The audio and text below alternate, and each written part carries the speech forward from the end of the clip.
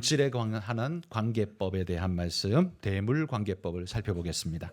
우리 지난 시간에 하나님에 대한 하나님 관계법, 그리고 사람에 대한 대인관계법 살폈습니다. 그리고 마지막으로 우리가 물질에 대한 관계법을 오늘 살펴볼 텐데요. 이 모든 관계의 중심은 사실 생명과 삶의 원칙이 되는 신앙이 그 모든 삶을 조율하기 때문에 바로 하나님과의 관계가 사실은 이 모든 것의 중심이 됩니다. 기독교 신앙 역시 하나님과 나와의 관계가 어떠하냐에 따라서 우리의 신앙의 모습은, 삶의 모습은 달라지게 되어 있습니다. 형식적인 신앙인은 몸은 교회를 출입할지 몰라도 생각과 사고는 여전히 세상에 있기 때문에 세상적 방식에서 벗어나지를 못합니다. 그러니 비록 교회를 다닌다고는 하지만 그의 삶의 색깔은 여전히 불신자들과 동일한 색깔을 나타낼 수밖에 없습니다. 그러나 그런 그가 점점 신앙이 들어가면서 깊어져 가면서 말씀이 그의 생각과 골수의 깊은 곳까지 내려간 사람은 사고방식이 바뀌게 됩니다. 그의 생각의 함수관계에 말씀이 중심의 자리를 잡게 된다는 거죠. 그래서 무슨 일을 해도, 어떤 생각을 해도, 어떤 일을 추구해도 그 말씀을 거쳐서 우리는 그 결론에 이르게 되게 되는 겁니다. 과거에는요, 돈 되는 일이면 무엇이나 추구했습니다. 내게 유리한 일, 돈 벌 수 있는 일이라면 앞뒤 가리지 않고 무조건 그것은 좋은 일로 취급했습니다. 그러나 신앙이 우리의 중심이 되고 난 다음에는 어떻게 됩니까? 돈이 된다 할지라도 하나님이 그것을 기뻐하지 않는다면, 하나님이 그 방식을 미워하시는 방식이라면 아무리 돈이 되어도 그걸 거절할 그런 마음이 우리 안에 일어나게 되죠. 삶의 방식이 달라지게 되는 겁니다. 그래서 우리의 삶의 모습은 우리의 신앙을 보여주는 극명한 증거가 되는 것이죠. 이런 부분에서 저는 우리가 무슬림들에게도 많이 배워야 할 것이 있다, 이런 생각을 합니다. 그들은요, 아직도 돼지고기를 먹지 않고 꾸란의 책을 생명같이 여기며 조금이라도 찢어지거나 하면 불경으로 엄청나게 생명으로 다루지 않습니까? 금기를 잘 지켜서 자신들의 정체성을 선명하게 보여줍니다. 그래서 비무슬림인들이 무슬림을 대할 때 이건 돼지고기가 들어갔습니다 하면서 알아서 빼줍니다. 이거는 당신들이 드시는 게 아니죠? 알아서 빼줍니다. 왜요? 그들의 정체성이 어디 있는지 알기 때문에 그렇게 대하게 되는 거죠. 여러분, 한국 교회는 어떻습니까? 우리들의 교회는 초기에 주초를 금기시하여서 이것이 성도들의 사실은 대사회적인 정체성의 하나의 모습을 나타냈었습니다. 그러나 지금은 어떻습니까? 지금은 그냥 접근하고 있습니다. 누구고 그냥 쉽게 대하고 있는 모습을 보게 됩니다. 물론 제가 이 말씀을 드리는 것은 율법적으로 살아야 한다는 말을 하는 것은 아닙니다. 단지 제가 안타까워하는 건 뭐냐면, 그러면 기독교인의 정체성을 보여주는 건 도대체 뭐냐라는 말이죠. 내가 주일날 교회 가는 거, 그거 말고는 그러면 없습니까? 우리의 삶의 색깔이 내가 그리스도인임을 나타내주는 정체성을 선명하게 드러내주는 그게 도대체 뭐냐라는 질문이에요. 세상이 교회를 향해서 너희는 뭐냐라고 질문을 할 때 그 질문에 우리는 뭐라고 답을 하고 있습니까? 입으로는 나 교회 다녀 라고 하지만 정작 삶으로는 세상과 똑같은 삶을 살고 있다면, 삶으로 우리가 강하게 메시지를 나타내지 않는다면 그 메시지는 사람들이 아마 새겨 듣지 않게 될 것입니다.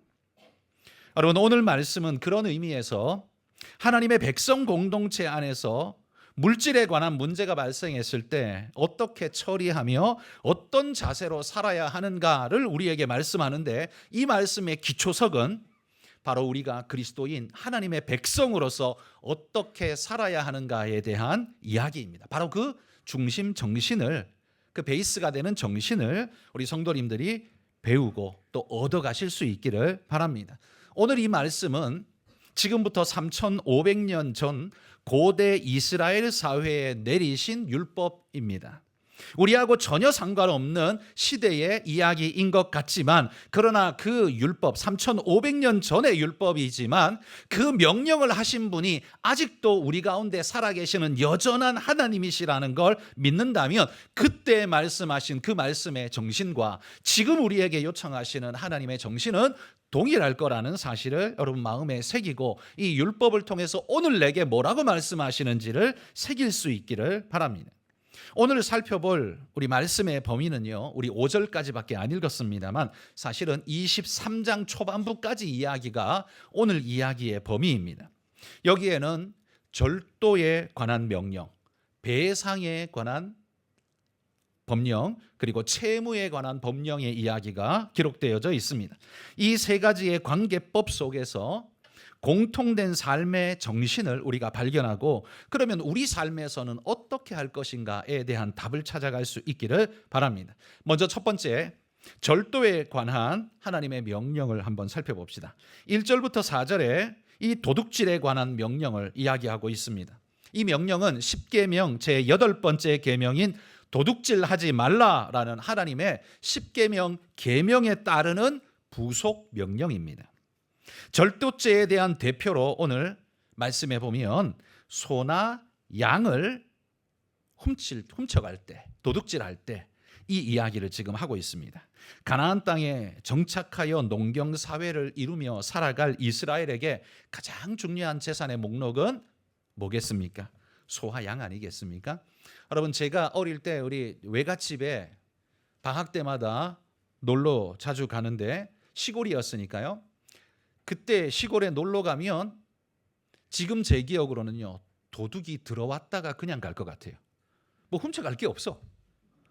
외양간에 묶여있는 그 소나 훔쳐가려면 훔쳐가지, 그게 돈이 되지, 나머지는요 집안에 무엇 하나 돈 될 만한 게 하나도 제 기억에는 없었습니다. 그게 우리의 삶 아닙니까? 근데 여러분, 3500년 전에는 어떨까요? 더더욱 그랬을 겁니다. 집에 뭐 훔쳐갈 게 뭐가 있어요. 그러니까 그 시대의 재산 목록이라고 하면요, 소나 양밖에는 재산이라고 할 게 없었습니다. 그래서 도둑질 이야기를 하면서 지금 소나 양을 이야기를 하고 있는 거죠. 이건 농사에 굉장히 중요한 도구이면서도 가족의 생계를 책임지는 가장 중요한 자산입니다. 소나 양이라고 말해서 어떤 그냥 짐승으로 치부하기 쉽지만, 사실 그걸 오늘 시대로 비추어 보자면 그건 우리의 직장 전체라고 말해도 다를 바가 없을 겁니다. 직장 전체가 날아가는 것과 마찬가지의 충격, 아마 소와 양을 잃으면 그런 충격이 오게 될 것 같아요. 자, 그러면 소와 양을 도둑질할 때 몇 가지 양상에 따라 형벌이 조금 달라지고 있는데요. 먼저 1절에 보시면 훔친 가축을 도축했거나 잡았거나 팔았다면, 다시 말해서 그가 도둑질하다가 붙잡혀서 피해자가 내 소 어딨어, 내 양 어딨어 했을 때 이미 죽었거나 팔아먹어서 더 이상 찾을 방법이 없을 때, 바로 그때입니다. 그럴 때 어떻게 배상할 거냐? 소는 5배로, 양은 4배로 갚으라라고 말합니다. 소 한 마리 훔치면요, 소 5마리로 갚아야 돼요. 어마어마한 책임량이죠. 근데 왜 소는 5배고 양은 4배일까? 왜 소가 더 무거울까? 그건 그만큼 더 비싸고 중요하기 때문에, 중요도의 무게 때문일 것입니다. 도둑질을 할 때 여러분, 만약에 양 새끼를 훔친다면 별로 어렵지 않을 겁니다. 그죠? 지나가다가 눈에 보이면 쓱 하고 들고 가면 될 겁니다. 양 새끼는 뭐 조그마니까 들고 가는데 전혀 무리가 없을 거예요. 그렇게 훔쳐가는 건 우발적으로도 가능한 일이 될 겁니다. 근데 소는 어떻습니까? 외양간에 묶여있는 소는, 이거는 의도적으로 작정하고 계획을 세우고 오지 않는 한 이건 훔쳐가기가 어렵죠. 이게 소를 훔친다는 건 그만큼 더 대담한 도둑질일 뿐만 아니라 치밀한 계획 속의 의도적인 도둑질이 되는 것이고, 한 집안의 생계 전체를 박살내는 굉장히 중한 죄가 되기 때문에 그걸 무겁게 하나님께서 형벌을 매기시는 거죠. 5배를 매기고 있는 겁니다. 그런데 4절에 보면 이 훔친 짐승이 아직 가지고 있다면, 그 훔친 도둑이요, 소를 훔쳤는데 아직 소를 자기 외양간에 그냥 묶어놓고 있다면, 그래서 이 소를 되찾을 방법이 여전히 있다면, 그럼 어떡할 거냐? 이게 4절에 나오는 말씀인데 그러면 공히 양이든지 소든지 2배로 배로 갚으라라고 지금 말하고 있습니다. 그가 지금 훔친 물건이 아직 그대로 살아있으니 다시 되찾아가면 그러면 뭐 쌤 되겠죠. 그럼 그러면 된 거 아니야? 아니요. 그게 된 게 아니에요. 2배로 갚아야 돼요. 도둑질했다가 2배로 갚아야 되는 엄청난 피해를 입게 된 거죠. 이건 물질을 훔쳤다가 되돌려주는 정도의 피해만이 아니라 그 주인의 심리적 상황적 피해도 있을 것이고 그거보다 더 큰 피해, 하나님이 지켜보시고 하나님이 통치하는 사회를 하나님의 명령을 어기면서까지 이런 죄를 지었다는 건 하나님을 경히 여기고 하나님을 모욕하는 행위와 마찬가지이죠. 그래서 하나님을 욕되게 한 죄값을 그가 또한 치러야 하는 겁니다. 그러니 2배도 사실은 작은 형벌이다라고 말할 수 있을 겁니다. 어쨌든 훔친 짐승이 만약에 죽었거나 팔아버려서 되찾을 방법이 없다면 그러면 5배, 4배로 갚아라.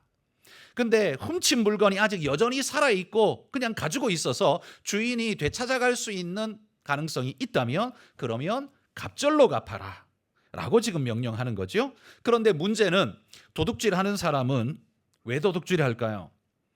가진 게 너무 없으니까 훔쳐서라도 살기 위해서 아마 그럴 확률이 높겠죠. 그러면 소 1마리 훔쳤는데 소 5마리로 갚아야 된다면 갚을 능력이 있을까요? 아마 없을 확률이 많겠죠. 그러면 훔쳤다가 들켰어요. 그런데 갚아야기는 갚아야 되는데 소 5마리로 갚아야 되는데 갚을 능력이 없다면 어떻게 할 거냐? 성경이 그것도 말합니다. 율법이 몸을 팔아서 갚아라라고 말합니다. 여기 몸을 판다는 건 노동력을 판다는 거죠. 이스라엘 백성들은 그 누구도 종이 아닙니다. 하나님이 애굽에서 건져내셔서 모두가 자유인이에요. 그런데 제가 이 설교를 하면서 종이 되는 몇 가지의 경우가 있다라고 말했죠. 그 중에 하나가 이렇게 도둑질을 하고 그것에 대한 형벌로서 갚아야 되는데 엄청난 배상을 갚아야 되니까 갚을 방법이 없을 때 종이 되어서 그의 노동력을 팔아서라도 갚아야 한다. 6년 동안은 그 이야기를 지난번에 말씀드렸습니다. 그래서 그렇게라도 갚아야 합니다. 하나님은 돈 없다고 그러면 그냥 넘어가자라고 하지 않으세요? 몸을 팔아서라도 갚으라라고 지금 엄히 명하는 거예요. 그러니 도둑질을 하는 사람은 큰 각오를 해야 할 겁니다. 아예 포기해야 할 겁니다. 이게 율법의 사실은 명령인 거죠.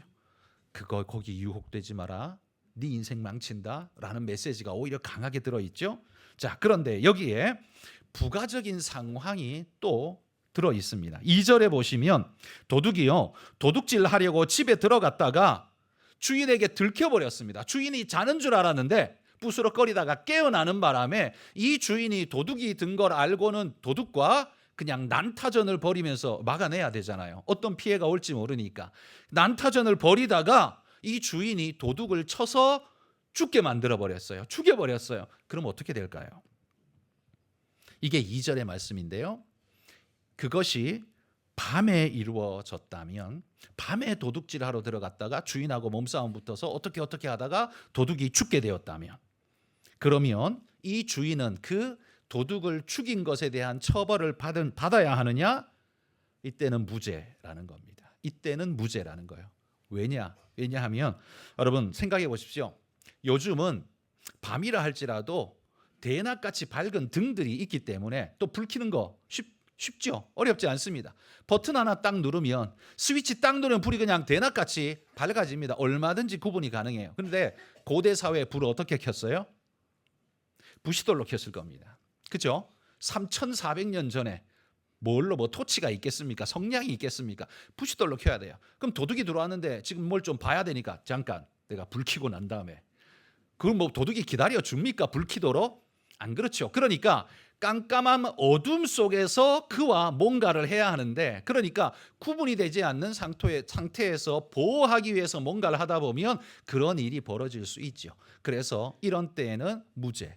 그리고 밤이기 때문에, 새벽이기 때문에, 밤에는 이웃들도 다 잠자기 때문에 자신이 아무리 도움을 구한다고 소리를 질러도 도와주러 올 사람이 없는 상태 아닙니까? 다 깊이 잠든 상태니까. 그러니까 그 사람은 어쩔 수 없는, 이건 정당방위다라고 지금 율법이 그렇게 인정을 해준다는 거예요. 그런데 문제는 그 벌어진 일이 도둑을 쳐서 죽인 것이 낮이라면 이야기가 달라진다는 거예요.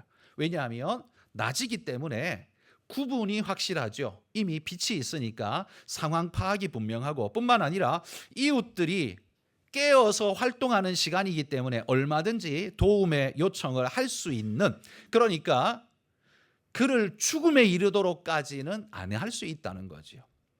그래서 낮에 만약에 주인이 도둑을 쳐서 죽여버렸다면 그것은 살인에 대한 죄값을 치러야 한다라고 말하는 거예요.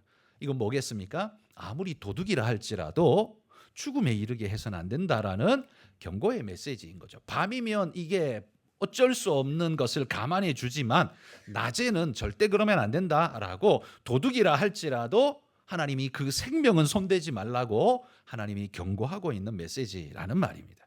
자, 그런데 2절에 보면 이런 표현이 있어요. 도둑질하는 걸 도둑이 뚫고 들어온다라는 표현을 쓰고 있습니다.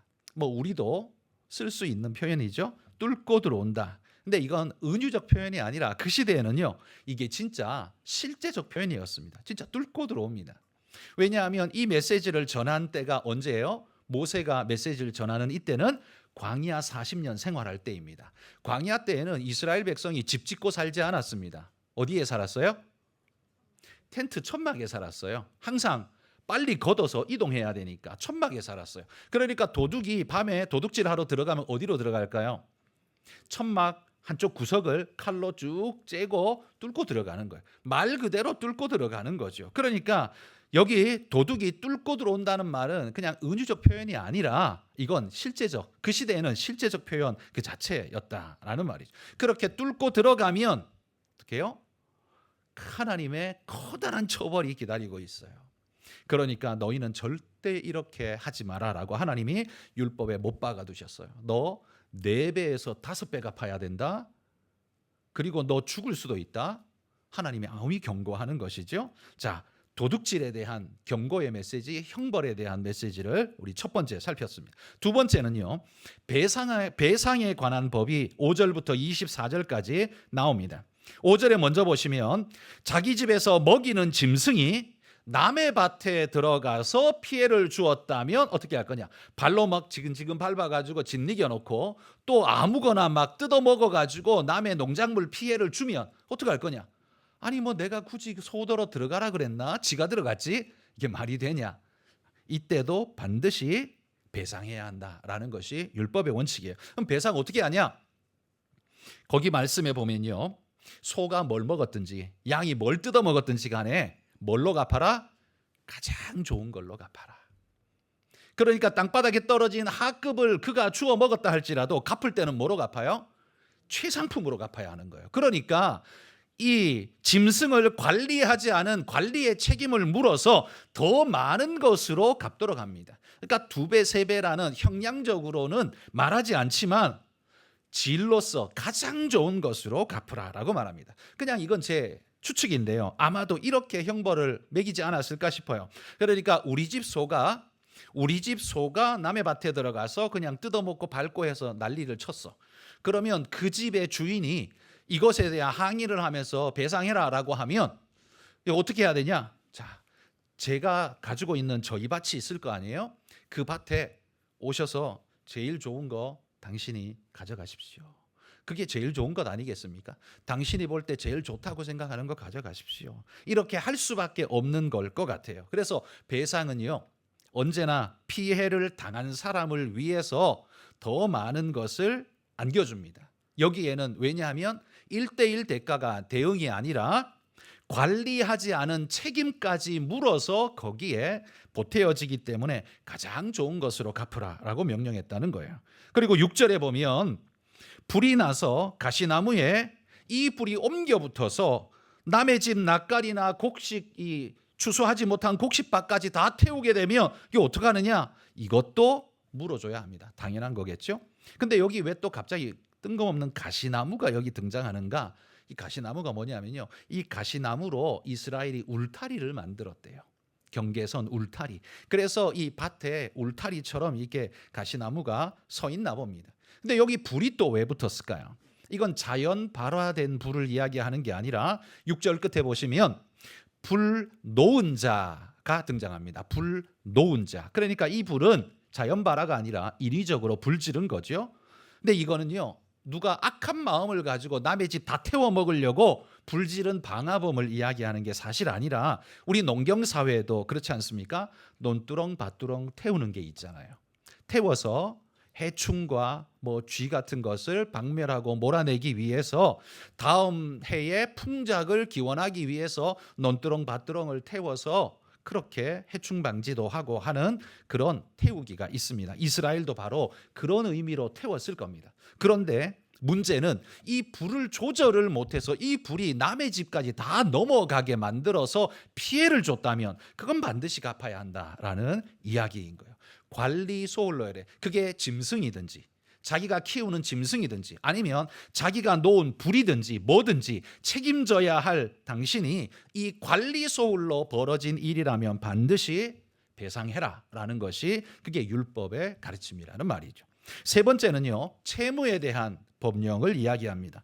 25절부터 27절의 말씀에 보면 이 채무의 명령을 하고 있는데 이 명령은 죄에 대한 대가가 아니고요. 이거는 채무를 준 사람, 빌려준 사람이 어떤 태도와 자세로 빌려줘야 할 것인가에 대한 법령입니다. 자, 25절에 보시면 가난한 자에게 돈을 구워주게 되면 하나님이 명령합니다. 너는 채권자같이 강압하지 말고 이자를 받지도 말아라 라고 이야기를 한다는 거예요.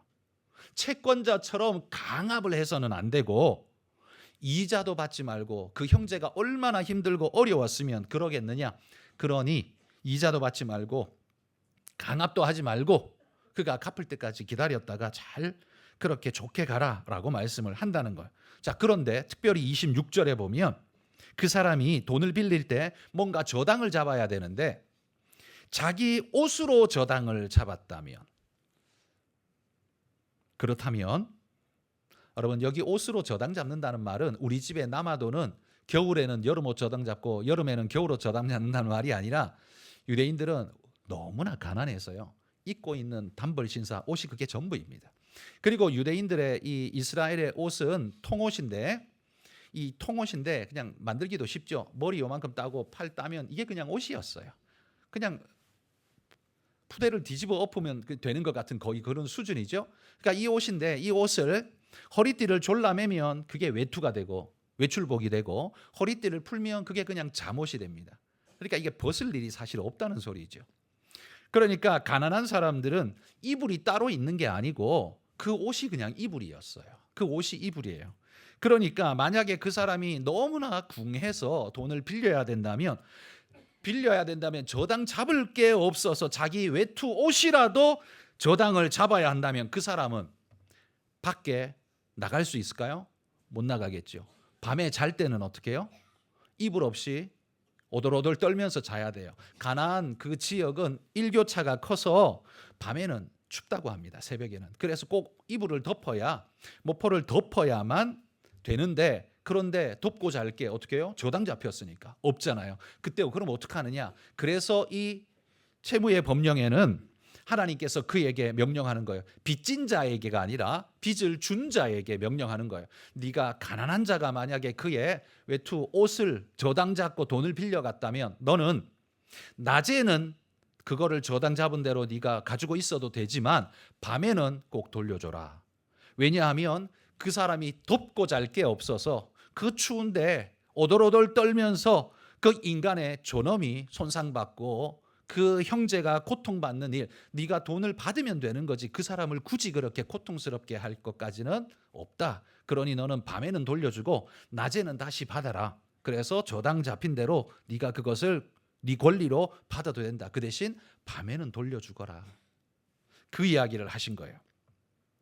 자, 레위기 25장 35절에서 37절 말씀 읽어봅시다. 내 형제가 가난하게 되어 빈손으로 내 곁에 있거든 너는 그를 도와 거류민이나 동거인처럼 너와 함께 생활하게 하되 너는 그에게 이자를 받지 말고 내 하나님을 경외하여 내 형제로 너와 함께 생활하게 할 것인즉 너는 그에게 이자를 위하여 돈을 구워주지 말고 이익을 위하여 내 양식을 구워주지 말라. 자, 이 마지막 명령에 보면 이자를 위하여 돈을 꾸어주지 말라라는 말은 어떤 말이겠습니까? 돈을 아예 꾸어주지 말라는 소리가 아니라 이자 받으려고 꾸어주지는 마라. 그러니까 이자 받지 말고 빌려주라라는 말이에요. 누구에게? 너희 형제에게. 여러분, 하나님은요, 이 사회 공동체의 유지를 위해서 질서를 세우고 있지만 가난한 자일 경우에는 그의 형편을 충분히 고려하고 헤아려 주라고 지금 그걸 율법에 명시하고 있다라는 말이에요. 가난한 형제에게는 이자 절대 받지 마라. 돈 꾸어주더라도 이자는 받지 말고, 또한 밤이 되면 그 외투를 저당 잡았다면 그 외투마저도 밤에 다시 돌려줘라. 그래서 그가 아주 비참한 삶을 사는 것이 아니라 그래도 인간의 그 존엄을 그래도 지키며 살 수 있도록 도와줘라 라고 말씀하고 있는 거예요. 자, 오늘 본문에 나오는 세 가지의 명령, 절도에 대한 하나님의 법령, 배상, 채무에 대한 세 가지 법령에 대해서 말씀했습니다. 이 법령들의 실행 원칙, 하나님이 원리 원칙이 그 베이스에 있는데, 그 베이스가 뭐냐면, 야, 너 손해 안 보게끔 내가 해주마. 하나님의 법령은 사실 그게 아닙니다. 손해 없게가 하나님의 법령의 기초가 아니란 말이에요. 하나님의 법령의 대원칙은 뭐냐 하면 하나님의 백성다움이 드러나도록, 이게 하나님의 법령의 원칙이라는 말입니다. 여러분, 훔치는 자는 하나님 걸 훔친 건 아니지만 자기 형제의 것을 훔치죠. 그러나 그 사람은 하나님의 도둑질하지 말라는 십계명을 대놓고 어긴 하나님을 대적한 자와 같은 거예요. 그건 하나님의 백성다움에 합당치를 못한 거지요.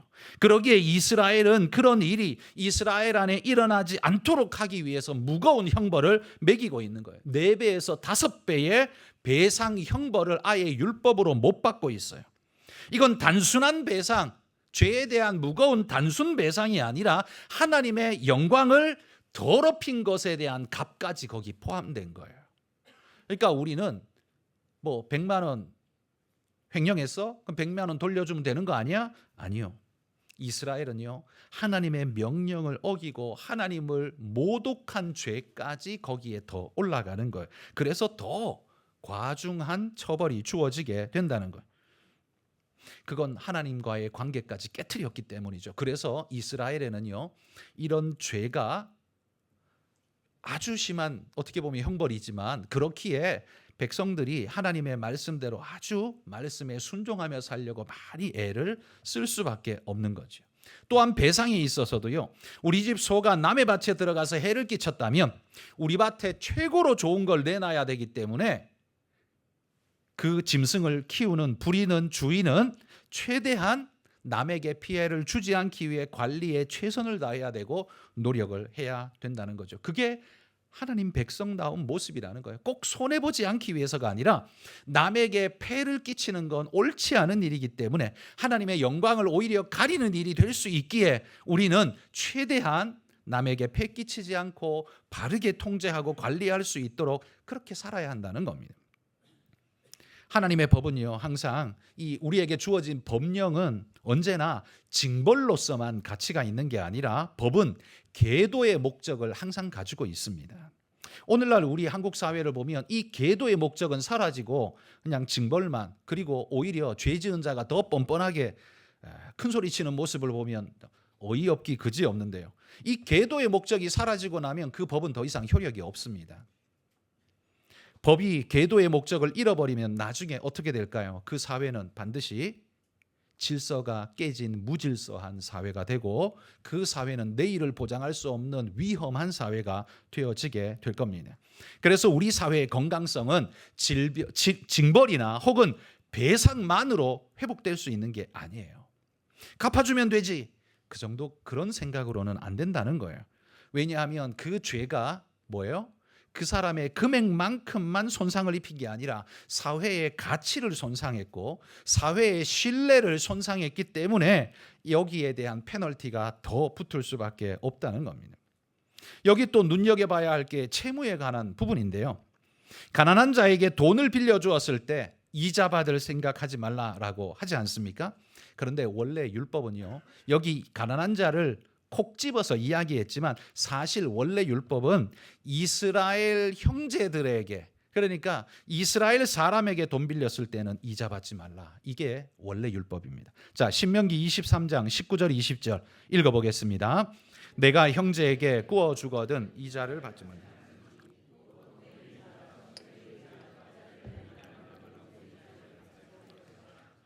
타국인에게 내가 구워 주면 이자를 받아도 되거니와 내 형제에게 구워 주거든 이자를 받지 말라. 그리하면 내 하나님 여호와께서 내가 들어가서 차지할 땅에서 내 손으로 하는 범사에 복을 내리시리라. 여기 말하는 형제는요, 나와 같이 피를 나눈 동복 형제를 말하는 게 아닙니다. 여기 형제는 이스라엘 백성 전체를 말하는 겁니다. 전체를 항상 형제라고 그들은 부르거든요. 그러기에 그 형제들 이스라엘 사람에게는 이자를 받지 마라. 그는 너희 형제 아니냐라는 거예요. 사실 따지고 보면 형제는 형제죠. 왜냐하면 야곱의 다 같은 후손이기 때문에 따지고 보면 전부 형제가 맞습니다. 형제에게는 이자를 받지 말되 타국인에게는 받아도 된다. 여기 타국인은 누구냐면요, 와서 사는 사람 이 정도가 아니라 이런 사람들은 다 유대교로 거의 개종을 해서 해야만 그 사회 속에 살아남을 수 있습니다. 그러면 여기 말하는 타국인들은 누구냐 하면 보통 이스라엘에 와서 장사하는 타국인은 상인들을 보통 지칭하는 용어라고 합니다. 그러니까 그런 사람에게는, 장사하러 온 사람들에게는 이자를 받아도 된다는 거죠. 그러나 이스라엘 형제들에게는, 특별히 가난한 자들에게는 더더욱 이자는 받아서는 안 된다라고 단단히 일러주고 있는 겁니다.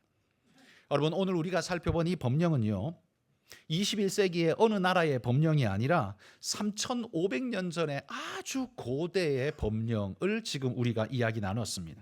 그런데 그 법령 속에 우리가 생각해도 굉장히 선진적이라고 생각되는 사회보장제도가 그 베이스에 깔려 있지 않습니까? 가난한 자를 위해서, 형제를 위해서, 그 사람의 인권을 위해서 함부로 하지 못하게 하면서 생명 존중을 강조하면서 가난한 자를 함부로 할 수 없도록 하면서 그런 의미가 여기에 다 들어있지 않습니까? 고대 인권과 그런 인식이 없었던 사회임에도 불구하고 하나님의 율법 속에는 엄청난 사회 보장 제도가 들어있다는 것 자체가 오늘 우리의 눈에 보기에도 굉장히 놀랍다라는 사실입니다. 그런데 여러분, 오늘 우리가 여기서 진짜 주목해야 할 핵심은 이겁니다. 이 모든 명령의 기초는 뭘까요? 이 모든 율법 명령은 무엇 위에 세워져 있는 것이겠습니까? 그건요, 관계법은 하나님이 너희에게 주신 능력, 네가 가지고 있는 재물, 네가 가지고 있는 재능, 능력, 네가 가지고 있는 지식의 수준, 무엇이든 하나님이 너에게 공짜로 너에게 준 그것 가지고 네가 살 때에 너의 형제들에게 함부로 하거나 하면 안 되고 하나님의 영광이 드러나도록 살아야 된다. 이게 하나님의 율법 명령이라는 말입니다. 그러니까 세상 사람들은 자기가 가진 건 자기 거잖아요. 내 거라는 기초에서 시작하잖아요. 그러니까 내 마음대로 해도 되죠. 그런데 성경이 말하는 우리의 능력, 우리의 재력, 우리의 모든 것은, 실력은 다 어디에서 왔냐면 하나님이 주신 것이에요. 동의하십니까? 하나님이 우리에게 공짜로 주신 거예요. 여기서부터 우리는 이해가 시작된단 말이에요. 그러면 하나님이 우리에게 공짜로 주신 그거, 하나님이 우리에게 공짜로 주시면서 뭐라 그랬냐면, 야, 내가 너한테 공짜로 이 재능 줄 테니까, 내가 너 이 부잣집에 태어나게 해줄 테니까, 내가 너에게 이런 재능을 줄 테니까 너는 이거 사용할 때 하나님의 영광을 위해, 형제들을 위해서 아름답게 쓰거라. 그 조건으로 하나님이 우리에게 주셨다는 말이에요.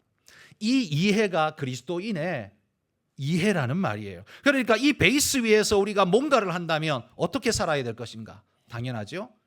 하나님의 백성다움을 드러내는 삶이, 그게 바로 그리스도인의 삶, 믿는 자의 삶이라는 말입니다. 그러니까 율법의 기초석은 뭐냐 하면, 너는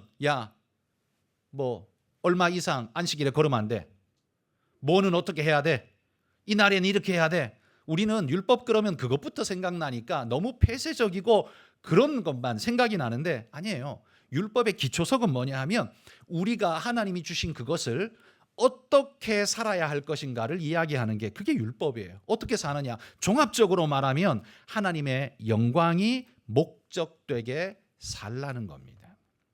돈이 목적되게 살지 말고 하나님의 영광이 목적되게 살아야 한다. 이걸 인정하는 사람은 믿음의 사람이고요. 이걸 거절하는 사람은 믿음이 없는 사람일 겁니다. 교회를 오든 말든 상관없이요. 하나님이 내게 이 능력 주셨고 나는 하나님의 명령을 따라 살겠습니다 하는 사람은 그리스도인일 것이고, 교회는 오지만 그딴 게 뭐 필요 있어요, 이건 내 거야 라고 하는 사람은 비그리스도인일 것입니다. 자기 스스로가 삶에 무엇을 집중하여 사느냐, 어떤 진리 위에서 사느냐가 자기의 신앙을 말해주는 거예요. 여러분이 교회에 온 걸로 여러분을 그리스도인이라고 부르면 제가 늘 말하잖아요. 그건 교회에 등록되었으니까 행정적 처리에서 교인은 맞는데 그건 그리스도인하고는 다를 수 있어요. 그리스도인은 뭐예요? 그리스도의 사람이라는 말입니다. 그리스도의 사람. 그래서 그리스도가 내게 명령하신 대로 사는 사람, 그리스도가 내게 주신 기초석을 기초로 가지고 사는 사람, 세상 사람들이 사는 방식으로 사는 사람, 그건 세상 사람이고요. 교회를 다니는 세상 사람이고, 그리스도가 말씀하신 것이 기초되어서 사는 사람, 그게 그리스도인이라는 말이에요. 그래서 제가 늘 나누잖아요. 교회 다닌다고 다 그리스도인 아닙니다. 교회 다니는 행정적 교인이 있고 교회 다니는 진짜 하나님의 사람 그리스도인이 있습니다 라고 제가 얼마나 이야기를 많이 했습니까? 여러분, 그래서 여러분, 우리가 삶을 살 때, 우리 신앙인들이 살 때 늘 기억하십시오. 세상에 나가면 세상의 모든 사람들이 세상의 시류로 살아가기 때문에 우리가 정신을 바짝 차리지 않으면 그 시류에 휩쓸려서 생각의 길이 그쪽으로 나게 돼 있어요. 다 그런데 뭐 여기 휩쓸리고 나면 그리스도인 없어집니다. 그렇지 않나요? 다 그런데 뭐 세상 사람 다 그렇게 살지 뭐. 여러분, 여기에 빠져버리고 나면 그리스도인 없어지는 거예요. 거기에는 그리스도인 없어요. 그 소용돌이가 치는 한가운데에서도 물을 밟고 서서 예수님께로 걸어갈 수 있는 사람, 그게 그리스도인이에요. 세상의 시류가 그렇다 할지라도 하나님이 내게 말씀하신 기초 위에서 살겠습니다 라고 결단하고, 손해보는 것 같지만 힘든 것 같지만 그렇게 살겠다고 결단하는 사람들, 그게 그리스도인이라는 말이에요. 오늘 율법은 바로 거기에 기초해 있다라는 말입니다. 신앙인은 돈을 목적하고 사는 사람이 아닙니다. 돈이 필요한 사람인 건 맞습니다만 하나님의 영광이 목적된 사람입니다. 그래서 그걸 벌 때에도 하나님이 싫어하시는 방법으로는 돈이 2배, 3배 번다 할지라도 하지 않겠습니다 라고 말할 수 있는 사람, 그게 그리스도인이라는 말이고, 돈을 쓸 때에도 더럽고 추잡한 일에 쓰는 게 아니라 하나님이 기뻐하고 인정할 만한 그런 일로, 그 방식으로 이 돈을 사용하겠습니다 하는 사람이, 그게 그리스도인이라는 말이에요. 그래서 여러분, 삶의 방식과 태도가 여러분의 스스로 한번 돌아보십시오.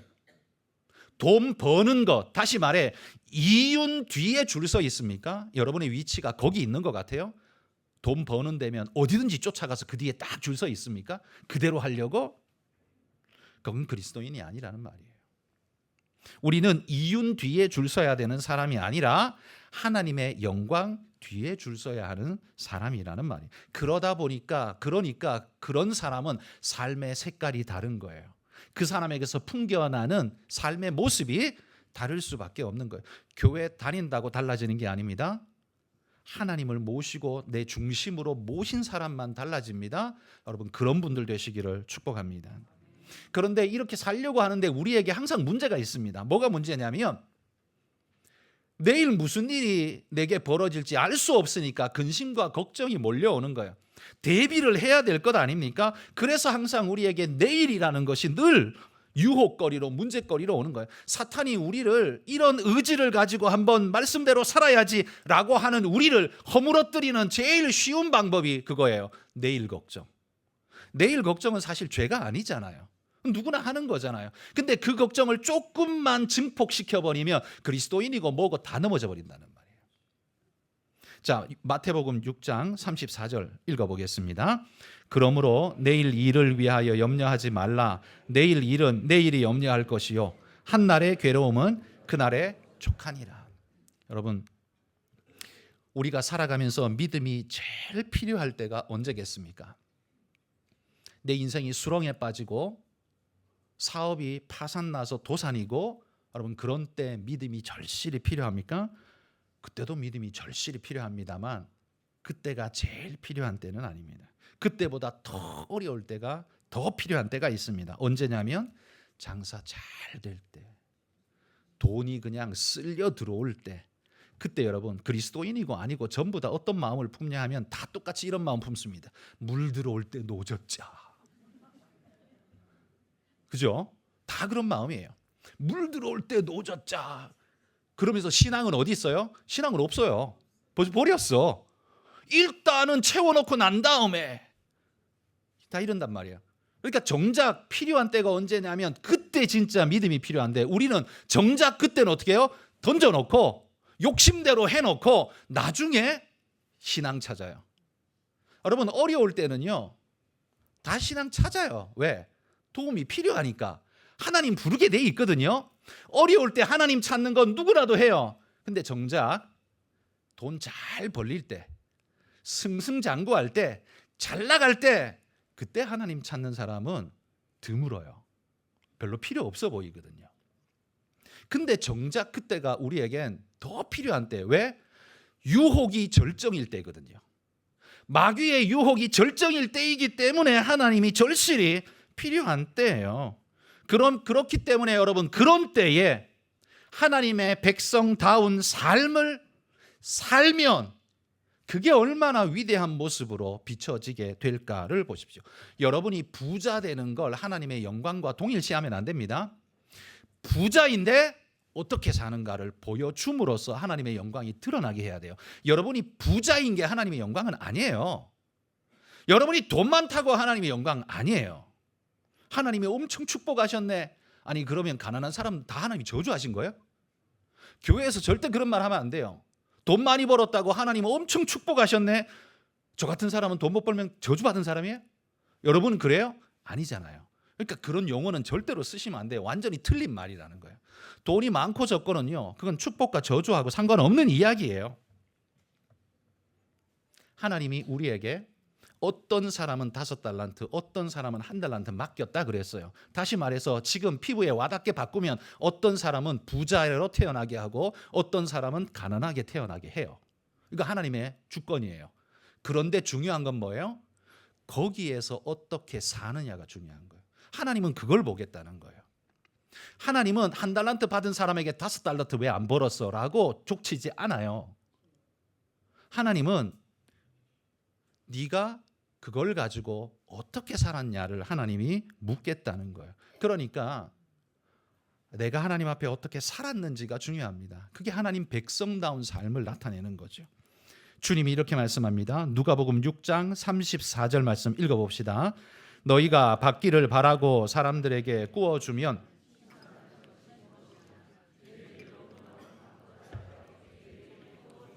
왜? 너희가 받기를 바라고 구워주면 그게 뭐 칭찬받을 일이냐? 그 죄인들도 다 해. 이 구절을요, 메시지 성경이라는 성경이 있는데, 이건 성경은 아니고요, 번역서인데 메시지 성경이라는 곳에는 이렇게 번역을 해놨어요. 같이 한번 메시지 성경 읽어봅시다. 너희가 받는 것을 바라고 베푼다면 그것을 베풀미라 할 수 있겠느냐? 아주 인색한 전당포 주인도 그 정도는 한다. 좀 피부에 와닿습니까? 너희가 받는 걸 바라고 베푼다면 그게 무슨 베풀미야? 그건 베풀미 아니야. 아주 사악한 인색한 전당포 주인도 받을 걸 전제로 빌려주는 건 걔들도 한다. 그러니까 너희는 그렇게 살면 안 된다는 이야기를 지금 하는 거죠. 그리스도인은 어떻게 살아야 할까요? 그리스도인은 잘 살아야 하는 게 부자로 산다는 말이 아니에요. 잘 살아야 합니다. 부자가 아니라 바르게 살아야 합니다. 그리스도인의 바른 삶은 뭘까요? 그건 하나님 백성다운 삶입니다. 하나님의 백성다움을 나타내며 사는 삶이에요. 그게 잘 사는 삶이에요. 부자는 부자대로, 가난한 자는 가난한 자대로 하나님의 영광을 나타내고 하나님 백성답게 사는 거예요. 여러분, 부자가 하나님 백성답게 사는 모습은 어떤 모습일까요? 어때야 그런 말을 들을 수 있을까요? 그러면 가난한 자는 어떻게 살아야 하나님의 백성다운 삶일까요? 착각하는 분들이 있는데요. 부자들 거 빼앗아 가지고 가난한 사람한테 줘야 그게 성경적이라고 생각하는 사람들이 있는데 그건 공산당식이지 성경적인 거 아닙니다. 그건 성경적인 거 아니에요. 하나님은 누구에겐 5달란트 맡기고 누구는 1달란트 맡겨요. 그건 하나님의 주권이에요. 그걸 똑같이 야, 둘 다 3달란트씩 해. 이건 공산당이 하는 거지 하나님이 하는 게 아니란 말이에요. 이걸 성경적인 거라고 자꾸 착각하면서 자신들이 하는 논리를 성경으로 끼워 맞추려고 하는 정치꾼들이 있는데 속지 마십시오. 그건 성경적인 게 아닙니다. 성경적인 게 뭐냐 하면 부자로서 어떻게 하나님 말씀대로 살 것인가, 어떤 모습으로 살 것인가, 가난한 자는 가난한 위치에서 그럼 나는 어떻게 살 것인가, 여러분 그게 성경적인 거예요. 이거 두 개를 섞어가지고 균일하게 무조건 만드는 거 그게 성경적이라고요? 성경은 어디에도 그렇게 말하지 않아요. 그건 뭐 레닌이나 이야기한 거고 마르크스나 이야기한 거지 그건 성경이 말한 게 아니라는 말이에요. 여러분 하나님은요 내가 처한 상황을 바꾸려고 하시지 않습니다. 내가 좀 가난해요? 하나님은 그 상황을 바꾸려고 하지 않습니다. 뭘 바꾸려고 하냐면 가난을 피해의식에 찌들어 가지고 그걸 이용해서 뭐라도 뜯어먹으려고 하는 나쁜 생각을 오히려 바꾸시려고 할 겁니다. 정직하고 성실하게 가난하지만 나는 하나님의 축복 가운데 살고 있습니다 라는 모습으로 살기를 하나님은 원하실 겁니다. 그럼 가난한 게 문제인가요? 그건 문제가 아닙니다. 그럼 부자가 문제인가요? 죄인인가요? 아닙니다. 가난하거나 부한 건 아무 상관없습니다. 당신이 어떻게 살려고 하느냐, 하나님의 백성답게 살려고 하느냐, 그게 중요한 겁니다. 여러분 하나님 보시기에 합당한 삶으로 살아내시는 그런 분들이 되시기를 축복합니다. 기도하겠습니다.